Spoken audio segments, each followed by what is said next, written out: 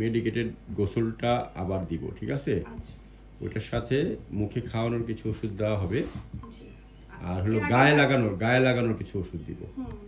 গায়ে লাগানো বলতে কি, আপনি জাস্ট ওই যে জায়গায় লোম চলে গেছে ওই জায়গায় আমি চেষ্টা করি পুরাটা লাগাতে পারি না, আপনি যেটা করবেন আমি বলি, ইজি করে দিব আপনাকে। সেটা হলো যে আমি একটা নর্মাল নিম তেল দিব, এটা ন্যাচারালি কাজ করবে। ওটার সাথে আবার পোকা মারা একটা ওষুধ মিশাই দিবেন। আচ্ছা মানে বুঝছেন, মনে করেন যে একটা এই মানে চায়ের কাপের মধ্যে নিম তেলটা আগে নেবেন, নেওয়ার পর ওই ওষুধটা 1-2 ফোঁটা দিয়ে তারপরে ওর যেখানে লোম চলে গেছে, যেখানে চুলকায়, যে জায়গাটা লোম চলে গেছে এটাতে বেশি দিবেন, 2-3 ফোঁটা করে দিয়ে দিবেন। আমি করি ওই যে যখন আদর নিতে আসে এইখান থেকে আস্তে করে হাত ঢুকায় ওই জায়গাটা টাচ করার চেষ্টা করি, পুরাটা পারি না, মানে ওই নিচ পর্যন্ত পারি না।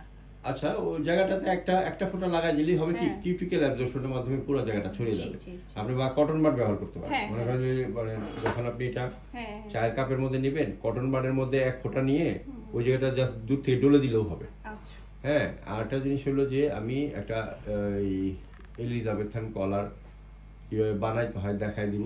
হ্যাঁ, ওইটা আপনারা করে যখন দিবেন ওষুধটা, তখন ওটা দিয়ে দিলে তাহলে সে ওখানে চাটতে পারবে না। আর একটা জিনিস হলো, ওদের তো বিড়ালের মতো তো চুমুক দিয়ে খাইতে পারবে না।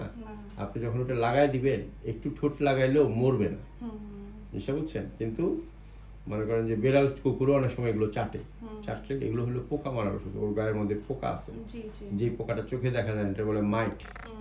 গোসল করার সময় তো মুখের মধ্যে চলেও যায়, ওইটাতে অসুবিধা, কেরোসিন ওগুলো কিছু হয় না।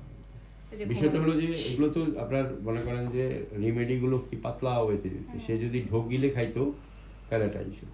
হ্যাঁ, তাও মরতো না, হয়তো মুখে ফেলা হয়ে যেত। কিন্তু বিষয়টা হলো যে ঢোক গেলে খাওয়ার তো কোনো সিস্টেম নেই, জিনিসটা বুঝছেন? এখন বিদেশে এই স্প্রে গুলো রেডিমেড পাওয়া যায়। হ্যাঁ, আমাদেরকে যেটা করতে হয়, বাংলাদেশে যেহেতু পাওয়া যায় না, বানায় দেওয়া হচ্ছে। কিন্তু বানায় দিলেই সবচেয়ে ভালো হয়। কারণ কি, যখন আপনি এই স্প্রে বাথ করবেন তখন কেরোসিনটা পাতলা, তো এটা পানির সাথে ড্রপলেট আকারে সারা গায়ে ছড়ায় পড়ে। আর ওই যেই ওষুধটা তেলের মধ্যে থাকে, ওই তেলটা তখন এই কেরোসিন ড্রপলেটগুলোর মধ্যে মানে ডিভাইডেড হয়ে যায়, তখন সুন্দর করে সব গায়ে সব জায়গায়